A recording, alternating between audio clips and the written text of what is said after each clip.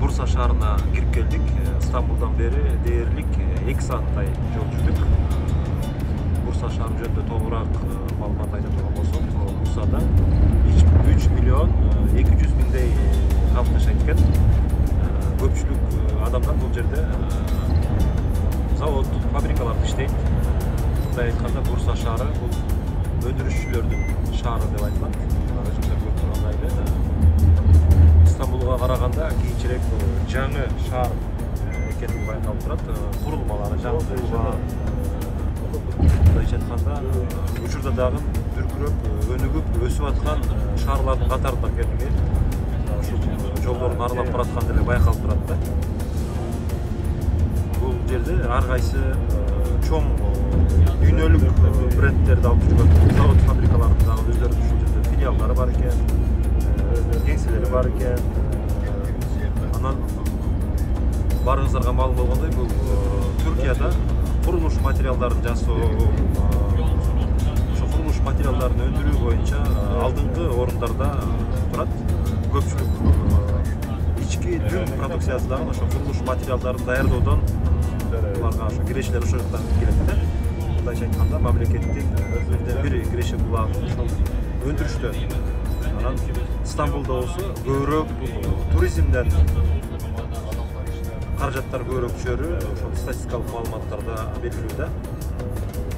Туризм демекчи, туризм жөнүндө айта турган болсок, туризм мисалы 2019 жылга чейин, пандемия убагына чейин Кыргызстандан келген туристтердин саны 100 миңге жетчү эмес экен да. Ошол Кыргызстандан келип Түркияга эс алып кеткен да.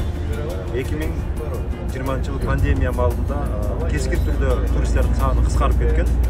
Ал эми былтыркы 22 жылы болсо 147 миң турист Кыргызстандан келиптир. Бул болсо ошол Түркиянын статистикалык тарыхында бул эң чоң көрсөткүч экендигин бизге ошо элчиликтин кызматкерлери айтып беришкен. Демек, Кыргызстандан туристтер келип аткандыгы ошол кыргыз элинин жашоо турмушу мындай айтканда бир өнүгүп, өсүп жатканынан кабар берип турган сыйт да. Эми өзүңүздө бир муктаждык жетишпей атса, муктаж нерселер болбой атса, эс алууга айдагы каражат болмогон да. Деген ошол эс алуучулардын санынан көбөйгөнүнөн кабар берет. Анан элчиликтин кызматкерлери бизге айтып беришти, Кыргызстандан келген туристтерди булар аябай жакшы көрүшөт экен. Себеби дегенде, ар бир кыргыз келгенде эле эс алуудан сырткары базар аралайт экен да. Базарлардан бир эле адам мисалы $100 нерсе сатып алганда деле элестетип коебуз. 147 миң туристтин ичинен $100 эле Түркияга таштап кеткенде эмне деген каражаттарды таштап кетип атат. Бул деген ошол туризмден түшүүчү каражаттардын бир четин биз ошол кыргыздар дагы салып кошуп атканынан агилип турат да. Анан башка мамлекеттерден кандай туристтер келип атат, менде маалымат жок экен. Ошо сиздерге Кыргызстандан келген туристтер жөнүндөгү маалыматтарды айтып бердим. Анда эмес ошо Бурса шаары жөнүндө бүгүн дагы кенен дайындап, көз менен көрүп, кулак менен укканда сиздерге комментарийлеп айтып бергенге аракет кылам. Биз менен алыстабаңыздар. Бурсанын тарыхый жайларынан, ошол туристтик жайларынан көрүшкөнчө.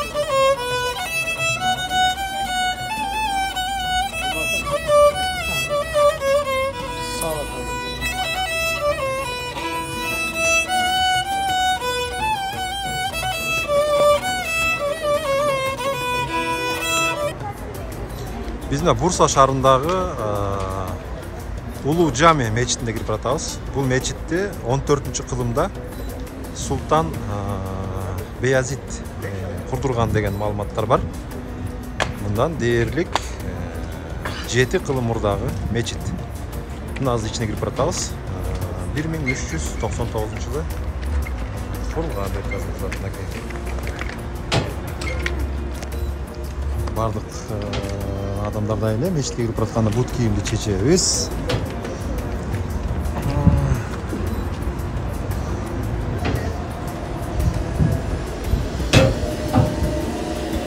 Бурса шаарындагы эң ири, эң чоң мечиттердин бири экен.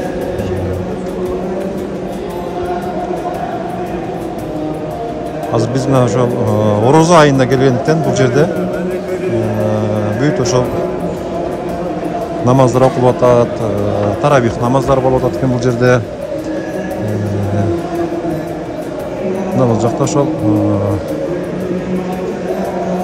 диний жөрөлгөлөр өтүп атканына күбө болуп турасыздар.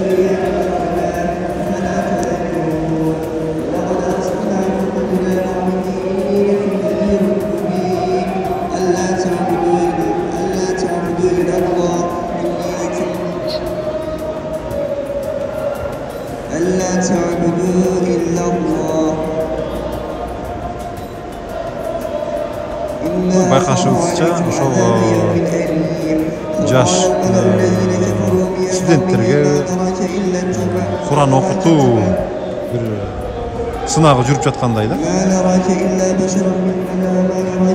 Ушул эле мечиттин өйдө жагында дагы бир диний жөрөлгө өтүп атканына күбө болуп атабыз. Азыр барып угуп көрөлү.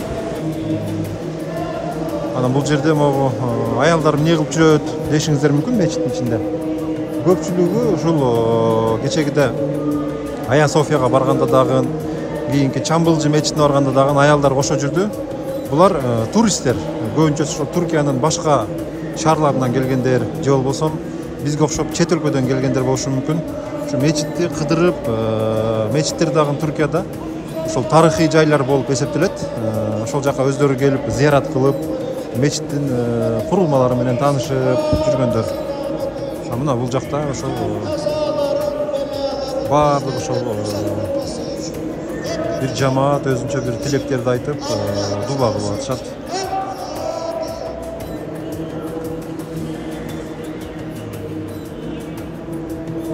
Мына ошол мечиттин эле Омин деп коелу жалпы. Бул жакта дагы мына кичинекей жеткинчектер, өспүрүмдөр Куран окутуп атыптыр бул жакта. Менимче бу жерде дагы ошол бир Куран сынагы же болбосо Куран окууга даярданып жаткан балдар экен.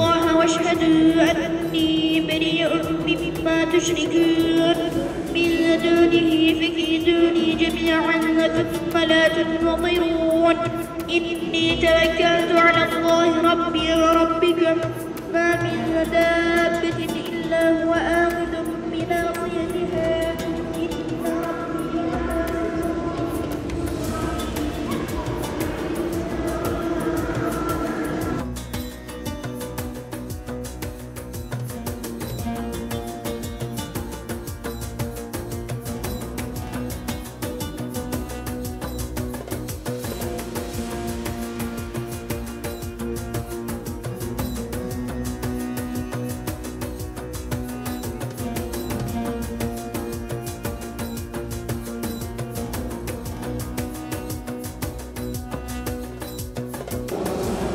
Улуу Жами мечити 14-кылымда Султан Беязиттин буйрутмасы менен салынган экен.